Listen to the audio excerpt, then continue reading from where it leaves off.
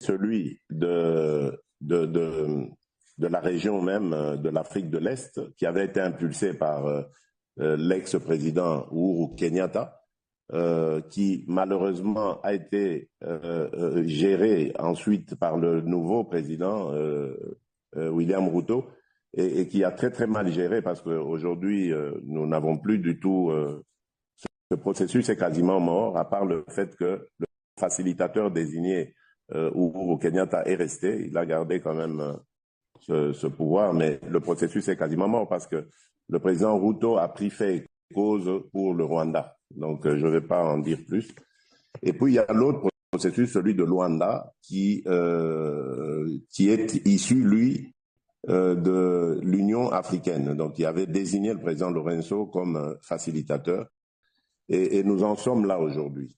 Malgré le fait que ce processus a à plusieurs reprises défini un chronogramme de retrait, de cessez-le-feu, retrait et ensuite résolution de la crise. Le Rwanda n'a jamais rien respecté. À chaque fois, il signait cet engagement, mais il faisait le contraire. Et nous en sommes là pour le moment. Nous espérons évidemment qu'avec l'implication récente des États-Unis, qui vraiment ont été le pays qui a le plus qui s'est le plus impliqué dans cette crise, ben nous espérons arriver à des solutions. C'est ce que je peux dire à ce stade, en réitérant encore notre volonté ferme à vouloir revenir à la paix, parce que sans paix, sans sécurité, il n'y a pas de stabilité, et sans stabilité, il n'y a pas d'investissement, et sans investissement, il n'y a pas de développement. Donc vous comprenez que nous sommes déterminés à ramener la paix dans notre pays, quoi qu'il en coûte. Nous sommes déterminés à ramener la paix en RDC à n'importe quel prix, a déclaré le président Félix Tshisekedi. Le président Félix Tshisekedi a participé, ce mercredi 24 juillet 2024 par visioconférence, à un panel de discussion sur les défis auxquels fait face la République démocratique du Congo.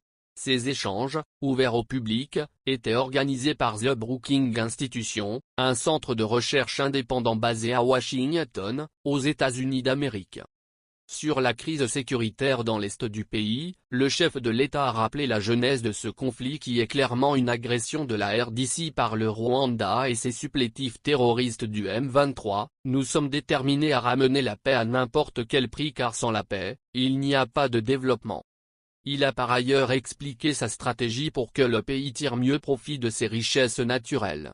Selon lui, après une révision des contrats miniers existants, il est question de mettre l'accent sur une exploitation profitable et une transformation des minerais sur place pour créer de l'emploi et une industrie locale. Cela va de pair avec une diversification de l'économie congolaise et la promotion de l'agriculture. La revanche du sol sur le sous-sol, tel est le leitmotiv du chef de l'État. Le président Tshisekedi a aussi insisté sur la lutte contre la corruption, la promotion de l'entrepreneuriat des jeunes et des femmes. La jeunesse est notre principal capital. En 2100, il y aura plus de Congolais que d'Américains, a-t-il relevé. La RDC, de par sa population, sa dimension et ses ressources, est la solution aux grands défis actuels de l'humanité, la lutte contre le réchauffement climatique, la transition énergétique et l'autosuffisance alimentaire, a-t-il rajouté.